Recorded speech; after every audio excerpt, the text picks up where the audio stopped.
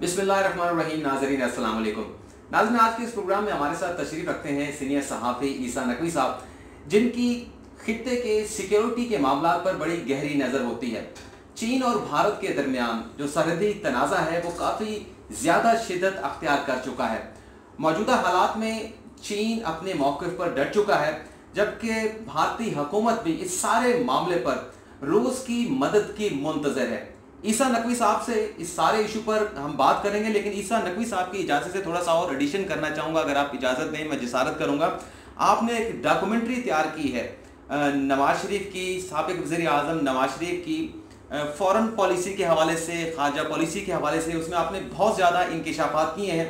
और नाज़रीन, ये जो डॉक्यूमेंट्री 23 मिनट पर इन्होंने बड़ी एक मुफस्सल बनाई है नवाज शरीफ की खारजा पॉलिसी के हवाले से, उसका लिंक भी मैं अपने जो कमेंट सेक्शन है उसमें पिन कर दूंगा, आप वो देख सकते हैं। लेकिन ईसा नकवी साहब, आप ये बताएं, जो एक डिस्प्यूट चल रहा है, जो एक सर्दी तनाज़ा है चीन और भारत के दरमियान, जिसमें काफ़ी ज़्यादा हम शिद्दत देख रहे हैं। जो भारत का चौकीदार था, लगता यह है कि वह खुद चोर बन चुका है और भारतीय वज़ीर आज़म नरेंद्र मोदी सिलेंडर मोदी बन चुके हैं। आप क्या समझते हैं कि आइंदा आने वाले चंद रोज़ खित्ते की सिक्योरिटी के हवाले से कितने अहम हो सकते हैं? इमरान नसीम साहब, मैं आपको बताऊं कि इस वक्त पहले नरेंद्र मोदी जो चौकीदार है, सीना फुला के बड़ा जो है वो चौकीदार बना फिरता है, चौधरी समझता है ख़ुद को इस खित्ते का। उसके हवाले से मैं बात करूंगा। थोड़ी सी एक रीसेंट अपडेट मैं आपको बता दूं कि इस वक्त जिस वक्त हम ये वीडियो रिकॉर्ड कर रहे हैं, जब ये वीडियो ज़ाहिर रिकॉर्ड होकर लोगों के सामने आएगी, ये दोनों डेवलपमेंट्स हो चुकी होंगी। एक तो ये कि भारत के जो वज़ीर दिफा हैं राजनाथ सिंह, वो मॉस्को में लैंड कर चुके होंगे, मॉस्को पहुंच चुके होंगे रशिया। और साथ ही जो मोल्दो बॉर्डर है चीन और भारत के दरमियान, यहाँ पर लाइन ऑफ एक्चुअल कंट्रोल का जो तनाज़ा है, उसके हवाले से इस वक्त कोर कमांडर लेवल की मीटिंग चल रही है। लेफ्टिनेंट जनरल हरिंदर सिंह भारत की जानिब से इस मुज़ाकरात में शिरकत कर रहे हैं और चीन की जानिब से मेजर जनरल लिन लियो, इनकी मुलाकात जारी है इस सूरत हाल को ईज़ अप डिफ्यूज़ करने के लिए। जो इनका राजनाथ सिंह का दौरा है रूस का, ये इस वजह से बहुत इम्पॉर्टेंट है कि रशिया ने एक मिसाइल सिस्टम है, anti missile system S-400 Triumph anti missile system इसको कहते हैं, और इंतहाई जदीद तरीन ये सिस्टम है जो कि कोई भी आपकी तरफ मिसाइल का हमला होता है उसको इंटरसेप्ट करने के लिए बहुत मुअव्विन साबित होता है। लगभग $5 अरब से ज़्यादा जो रकम है इसकी, इस सिस्टम की, वो भारत ऑलरेडी पे कर चुका है। और रशिया ने डिले कर दी थी इसकी तरसील, अभी तक भारत को ये मिसाइल सिस्टम दिया नहीं था, क्योंकि उसमें उन्होंने वजह कोट की थी कि क्योंकि कोविड-19 आ गया है, कोरोना वायरस की वजह से बहुत सारे जो काम हैं वो रुके हुए हैं, इसकी प्रोडक्शन जो है वो स्लो डाउन हो गई है। उसकी वजह से उन्होंने कहा था कि हमें नई डेडलाइन जो उन्होंने मांगी थी वो ये कि हम दिसंबर 2021 तक आपको ये प्रोवाइड कर सकेंगे। तो इस दौरान ये सारा मामला फ्लेयर अप हुआ है बॉर्डर पे, और इस वक्त भारत को बड़ा शदीद ख़तरा है चीन की जानिब से, जो कि इस वक्त अपनी उनकी अप्रोच है इस रीजन की तरफ, जो उनका क्लेम है उस लैंड की तरफ जहाँ पर भारत जो है वो एक काबिज़ फ़ौज के तौर पर मौजूद है, उसमें इस वक्त बड़ा शदीद थ्रेट है इंडिया को। और इंडिया उसको काउंटर करने के लिए रूस से ये मदद चाहता है। इस वक्त जो है वो उनकी सेलिब्रेशंस हैं, 3 दिन का ये दौरा है जिस पर ये गए हैं, उन सेलिब्रेशंस को अटेंड करेंगे। डिफेंस डे है इनका रशिया का, उसमें ये कोशिश करेगा भारत के किसी तरीके से वो जो एंटी मिसाइल सिस्टम है वो जितनी जल्दी हो सकता है भारत को मिल जाए, ताकि जो चीन का जो थ्रेट है उसको थोड़ा सा थ्वाट करने की कोशिश कर सके। लेकिन सर, आपकी बात काटता हूँ, माजरत चाहता हूँ। ये भी सुनने में आ रहा है कि चीन जो है अपने जेट, जो जंगी जहाज़ है, वो लद्दाख के सर्दी मकाम पर ले आया। और ये भी इतलात आ रही है कि ये जो दौरा है भारत के वज़ीर दिफा का रशिया का, वहाँ पर उनसे कोई जंगी जहाज़ लेने की बात भी की जाएगी, क्योंकि जो रफाल फ्रांस से मिलने थे उसकी डिलीवरी भी ताख़ीर का शिकार हो चुकी है। और भारतीय फ़िज़ाइया की जो सूरत हाल है आपके सामने है कि बिल्कुल ही तबाह हो चुकी है। उनके पास नए जदीद लड़ाका तैयारे नहीं है।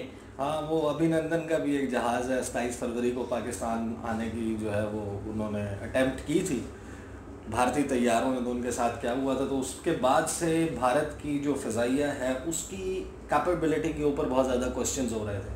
और जाहिर है कि जो एयर डिफेंस सिस्टम है ये बहुत मैटर करता है किसी भी मुल्क में। अब जो है वो जंगों की जो नौयत है और हैयत है वो थोड़ी सी तब्दील हो गई है। एक तो आपका जो कन्वेंशनल वॉरफेयर था जिसमें इन्फेंट्री या जिसमें आर्मर्ड कोर, आज भी बिलाशुबा जब अगर आपने किसी जगह पर अपना कब्जा और अपना फुटप्रिंट जो है वो साबित करना है उसके लिए तो आपको वो फौज चाहिए। लेकिन जो आपको फ़िज़ाइया जो एयर कवर आपको उसमें सहूलत फराहम करता है वो यानी कि बिलाशुबा इंतहाई इम्पॉर्टेंट है, तो उसके लिए वो कोशिश कर रहे हैं। लेकिन देखें जो इंडिया है वो इस वक्त क्या ऑप्शंस एक्सप्लोर कर रहा है। इंडिया ने इस दौरान रश करके बिल्कुल जल्दी करके ऑस्ट्रेलिया के साथ मुआहदा किया कि इनकी जो नेवल बेसेस हैं, जो इनकी मिलिट्री बेसेस हैं, वो ऑस्ट्रेलिया भारत की और भारत ऑस्ट्रेलिया की इस्तेमाल कर सकता है रिफ्यूलिंग के लिए, मेंटेनेंस के लिए, और अगर किसी जहाज़ में किसी मशीन में फ़नी ख़राबी आ जाती है तो उसकी जो है वो मुरम्मत के लिए इन बेसिस को यूज़ किया जा सकता है। और इसको भी बिल्कुल इस तनाजुर में लिया गया कि ये जो तनाज़ा चल रहा है इस वक्त सरहद पे, मैं एक बड़ा क्विकली, क्योंकि आपकी जो चैनल की ऑडियंस है वो ज़्यादा लोकल और लीगल अफेयर्स को करती है, लेकिन एक एपिटाइट लोगों में मौजूद है, लोग सुनना चाहते हैं, समझना चाहते हैं। ये जो इस वक्त तनाज़ा है गलवान वैली में, वादी गलवान एक्साई चिन की एक्सटेंशन है, लद्दाख का एरिया है, लद्दाख के ऊपर मकबूजा कश्मीर में, जम्मू में भारत जो है वो उसका गैर कानूनी तसल्लुत है। जो एक्साई चिन का एरिया है वो 1962 में लगभग 38,000 मुरब्बा किलोमीटर का एरिया वो चीन ने वागजार करवा लिया था। एक जंग हुई थी दोनों ममालिक के दरमियान 60 साल पहले ही जी तकरीबन 1962 की बात है। 1962 में इन्होंने जो है वो कर लिया था, 58 साल गालिबन बनते हैं। तो वो जो एरिया है उस एरिया में इस वक्त चीन मौजूद है। अभी जो करंट सिचुएशन हुई है कि लाइन ऑफ एक्चुअल कंट्रोल के ऊपर भारत ने कोशिश की कि किसी तरीके से कुछ एरिया जो है वो उसको सिक्योर किया जाए। वहाँ पर एक रोड बना रहा था, दौलत बेग गोल्डी रोड। उस रोड के बनने के साथ साथ कुछ और तामीरात वहाँ पर हुई थी जिन पर चीन ने ऑब्जेक्शन किया, बारहा किया, भारत उसके ऊपर बाज नहीं आया। फिर चीन ने अपनी फ़ौज सरहद पर लेके आया। चीन ने वो जो एरिया है जिस पे भारत ने मज़ीद कुछ एरिया, तकरीबन लगभग 60 किलोमीटर का एरिया बनता है, जिसको चीन ने सिक्योर किया।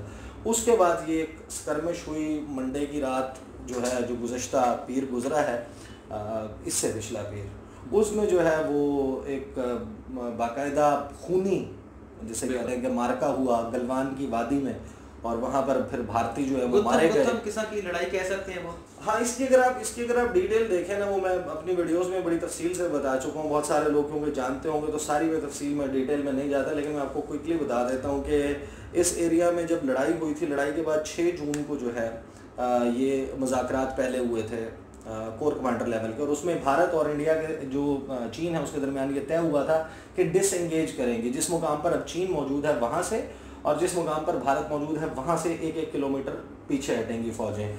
ये तय हो गया था, ये सब कुछ खुशसलूबी से हो रहा था। लेकिन इसी बफर जोन में चीन का पेट्रोल पॉइंट 14 के करीब गलवान, दरियाए गलवान जहाँ पर अपना एक मोड़ खाता है, वहाँ पर पेट्रोल पॉइंट 14 पर एक इनका टेंट मौजूद था, और उस टेंट में कुछ चीनी फ़ौजी भी मौजूद थे। तो जो कर्नल है वहाँ पर, कमांडेंट संतोष बाबू, उनको ये ऑर्डर मिला कि आप जाएँ और जाके इस टेंट को उखाएँ।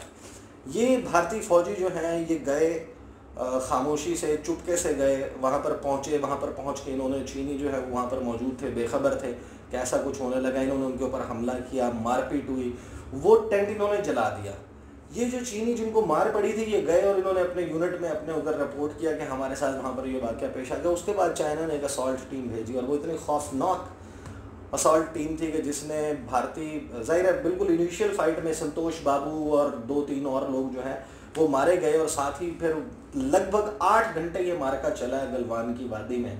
और ये एक कह सकते हैं कि इस जगह का बड़ा खूनी रात थी, जिसमें भारतीय जो पूरा दस्ता है इसको चुन के उन्होंने पहाड़ों के ऊपर जो है वो मारा है। और उनके पास ज़ाहिर है वो डंडे थे जिनके ऊपर कीलें लगी हुई हैं, उनकी तस्वीर भी बहुत सारे लोगों ने देखी होंगी, खारदार तारें लिपटी हुई थी।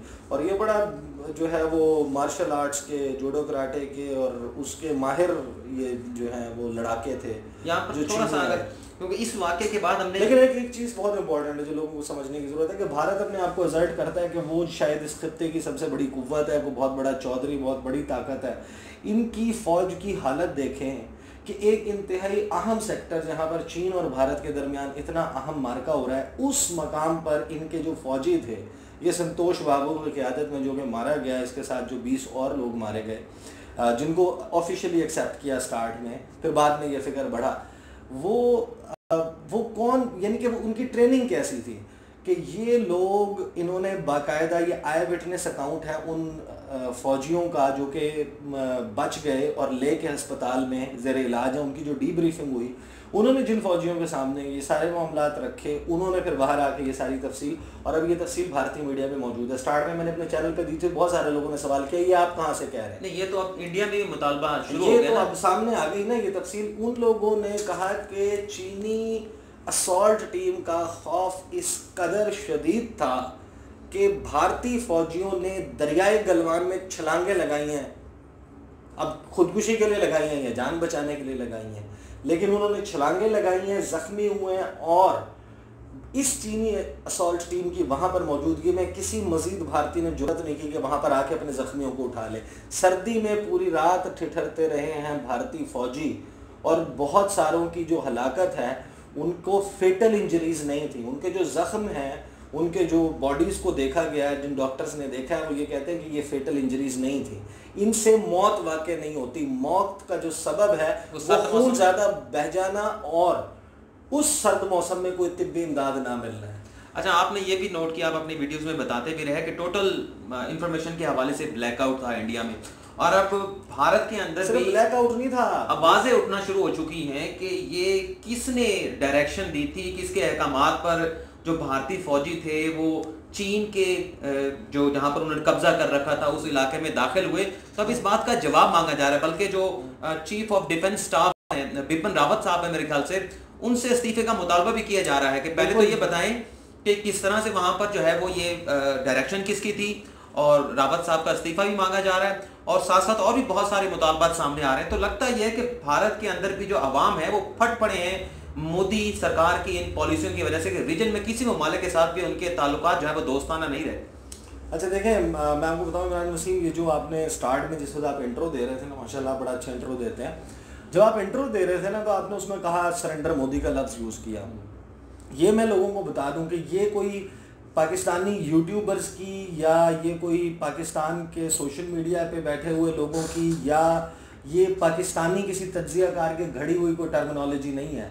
बाकायदा जिस बुरे तरीके से नरेंद्र मोदी इस सारे वाक़े में एक्सपोज हुआ, उसके बाद ये नाम जो है वो भारत में भारतीय पॉलिटिशियंस ने, और उसमें सफ़े अव्वल में जो दो लोग हैं जिन्होंने ये नाम रखा है, उनमें एक का नाम है राहुल गांधी, आप जानते होंगे, दूसरा शिवसेना की डिप्टी लीडर है चतुर्वेदी, प्रियंका चतुर्वेदी, उन्होंने, इन लोगों ने ये नाम रखे, और इस वक्त भारतीय मीडिया पर जो ये आवाज़ है वो सामने आने लग गई है। भारतीय अवाम जो हैं वो पूछ रहे हैं कि इन जो जाहिर है फौजी जो मारे गए हैं वहाँ पर, अगर इंसानी देखें, बात ये कि आपका जिस वक्त भी देखें, आखिरकार आफ्टर ऑल वो ह्यूमन बींग्स तो थे, जो उनकी ह्यूमन बींग होने की बात है उसके ऊपर तो बंदा कहता है कि यार, लेकिन जब वो जिस कॉज से गए हुए थे तो फिर वहाँ पर वो, क्योंकि गासिब फौज है, कश्मीर में जो भारतीय फौजी हैं वो क्या करते हैं, निहत्ते लोगों पर हमला करते हैं। अब ये चीख रहे हैं कि हम निहत्ते थे, हमारे पास हथियार नहीं थे।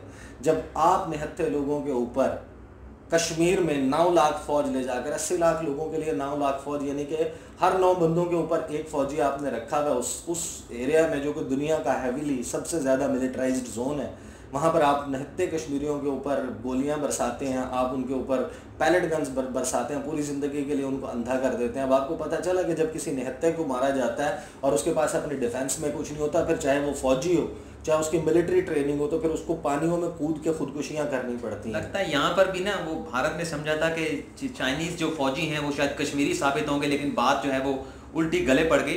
आखिरी सवाल क्विकली आपसे ये पूछूंगा, एक तो आप ये बताएंगे कि इस वक्त भारत की तवज्जो जो है वो इसी बॉर्डर के ऊपर है जहां चीन के साथ उसका तनाज़ा चल रहा है सरहद का, तो आप क्या समझते हैं कि जो LOC है जो पाकिस्तान के साथ मकबूजा कश्मीर की या आज़ाद कश्मीर की सरहद लगती है, आप समझते हैं कि भारत की तवज्जो इस इलाके पर या इस लाइन ऑफ कंट्रोल पर जो है वो अब कम होगी और भरपूर तवज्जो भारत देगा जो लाइन ऑफ एक्चुअल कंट्रोल है? अच्छा देखें इमरान वसीम, इसमें एक मैं बात आउटसेट के ऊपर कर दूं कि भारत का अपने तमाम हमसायों के साथ, ये यानी कि ये वाहिद मुल्क है दुनिया में चंद ही आपको शायद एग्जाम्पल्स ऐसे मिले। ये कहता है इसका वज़ीर आज़म जो है वो जिस वक्त इस फ़ौजियों के हवाले से पैगाम रिकॉर्ड करवाता है तो कहता है कि हम अमन का मुल्क हैं, हम शांति का मुल्क हैं, हम हमसायों के साथ अच्छे ताल्लुकात चाहते हैं। ये वाहिद मुल्क है जिसके अपने हर हमसाये के साथ पीस ट्रीटी मौजूद है, हर हमसाये के साथ। ये वो वाहिद मुल्क है जिसकी हर मुल्क के साथ कोई ना कोई फड्डा, कोई ना कोई पंगा हुआ है। अभी भी आप देख लें कि नेपाल के साथ एक्टिव स्टैंड ऑफ है, पाकिस्तान के साथ एक्टिव स्टैंड ऑफ है, चीन के साथ एक्टिव स्टैंड ऑफ है, भूटान के साथ नहीं बनती, बांग्लादेश के साथ नहीं बनती, म्यांमार के साथ नहीं बनती, रह क्या जाता है। तो भारतीय आवाम यही तो पूछ रहे हैं कि नेपाल से पसपाई और चीन से पिटाई, ये चल क्या रहा है, हम कर क्या रहे हैं, ये बातें की जा रही हैं। आखिरी सवाल कश्मीर वाला मामला में आखिरी सवाल आप उसमें ऐड कर लीजिएगा। आखिरी सवाल जो मैंने आपसे ये पूछना है कि आइंदा आने वाले चंद रोज जब ये भारतीय वजीर दिफा रशिया जा रहे हैं, कितने अहमियत के हामिल हो सकते हैं खित्ते की सिक्योरिटी के हवाले से? आप अपनी बात भी ऐड कर लें। नहीं, ये दोनों सवाल इकट्ठे ही हो गए कि देखें, मेरा ख्याल है कि ये बहुत अहम है। चीन का तो भारत फिलहाल अभी तक जो समझ आ रही है वो ये कि चीन की जो मिलिट्री माइट है उसके सामने भारत जो है वो भीगी बिल्ली बन चुका है और सरेंडर किया है बाकायदा। भारतीय वज़ीर आज़म की जो जुमे के रोज़ ऑल पार्टीज़ कॉन्फ्रेंस थी जिसमें उन्होंने ये कहा कि कोई चीनी फौजी भारतीय इलाके में नहीं घुसा और किसी पोस्ट पे कब्जा नहीं हुआ। गोया भारतीय वज़ीर आज़म ने ये तस्लीम कर लिया कि जो वादी गलवान में जहाँ पर चीन मौजूद है ये चीन की है। अब वो ये कह रहे हैं ना कि हमारी तरफ तो कोई बंदा नहीं आया, हमारी सरहद की खिलाफ वर्जी नहीं हुई। इसका मतलब है कि खिलाफ वर्जी नहीं हुई का मतलब ये है कि आपके फौजी मारे गए हैं चीनी इलाके में, क्योंकि वो तो आपका इलाका ही नहीं था, आप तो मुंह से खुद बोल के कह रहे हो। तो एक तो ये जो है वो हो गया इसका पहलू। दूसरा ये कि अब देखें भारत को जो हजीमत उठानी पड़ी है, जो ज़िल्लत और रुसवाई हुई है उसकी लाइन ऑफ एक्चुअल कंट्रोल पर, मैं ज़ाती तौर पर समझता हूँ कि इसका लोगों को लगता है कि शायद भारत की तवज्जो हट गई, लेकिन जो मोराल डाउन है इस वक्त भारत का, जिस तरीके से उनकी फोर्सेस का मोराल डाउन है, फोर्सेस के पास होता क्या है, मोराल ही तो होता है।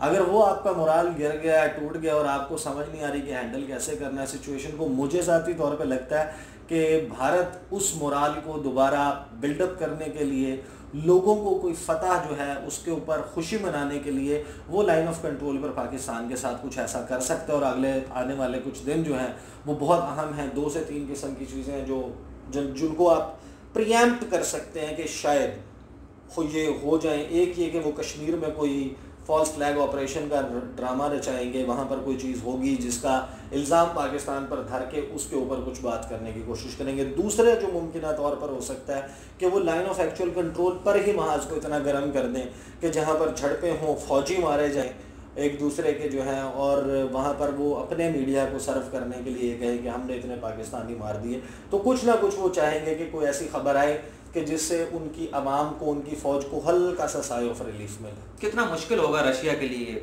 चीन और इंडिया में से किसी एक का साथ देना, किसी एक को? देखें हिस्टोरिकली देखें तो जो पाकिस्तान है उसका जो लाइन रही है वाशिंगटन की तरफ रही है, और कोल्ड वॉर के ज़माने से मैं आपको बात और उससे पहले की बात कर रहा हूँ कि उसके बाद भी हमने देखा कि बड़े अरसे तक ये पॉलिसी रही है कि रशिया और इंडिया के रिलेशनशिप और पाकिस्तान और अमेरिका का रिलेशनशिप, ये सिक्योरिटी ताउन के हवाले से मुख्तलिफ मामलात में बहुत अच्छा रहा। लेकिन तकरीबन 2 दिहाइयों से हमने देखा है कि जो चीन की जो बढ़ता असर व नफूज़ है इस इलाके में, उसको कर्टेल करने के लिए, उसको रोकने के लिए अमेरिका ने भारत को पैम्पर करना शुरू किया है। भारत को उन्होंने इस खित्ते में एक चौधरी बनाने की कोशिश की है। उसको इन्होंने तमाम ज़ाब्ते बालाए ताक रखते हुए उसको सिविल न्यूक्लियर डील दी है। उन्होंने उसके साथ डिफेंस डील्स की हैं। वो उनके जो एट्रॉसिटीज़ हैं उसके ऊपर आंखें बंद करके बैठे हैं। तो जो भारत और वाशिंगटन की पिंगें बढ़ी हैं उसकी वजह से मुझे लगता है कि उसने जो कि मॉस्को और वाशिंगटन आपस में अज़ली दुश्मन है, उनकी बड़ी सख्त किस्म की टसल है, तो they can not be in the same block. ये नहीं हो सकता कि 2 दुश्मन मिलके आपस में उनका कॉमन फ्रेंड हो और उसकी मदद कर रहे हो। तो जो नेचुरल अलायंस बनता है ना इस इलाके में, नई इलाकाई सख्तबंदी में, उसमें रशिया और चाइना जो है वो हमें एक ब्लॉक में नज़र आते हैं, वो अलग-अलग नहीं नज़र आते। और भारत जो है वो अमेरिका की माँ के ऊपर अमेरिकी गोद में बैठा हुआ है। और ये जो मामला है ये अगले चंद रोज़ में वाज़े भी हो जाएगा जब राजनाथ सिंह मेरी जो समझ बूझ है उसके मुताबिक टका सा जवाब लेके आएंगे और उनको जो S-400 missile, anti missile system है ये उनको नहीं मिलेगा। चले, बहुत बहुत शुक्रिया आपका। और नाजरीन, आपने सुना ईसा नकवी साहब को, बड़ा इनका तजर्बा है सहाफ़ती और रीजन के सिक्योरिटी के मामलों के हवाले से, बड़ी अहमियत की हामिल है इनकी ये गुफ्तगू, जब खित्ते में चीन और भारत एक दूसरे के सामने आ चुके हैं। आपके फीडबैक का हमें इंतज़ार रहेगा। इजाज़त चाहूँगा। अल्लाह हाफिज़।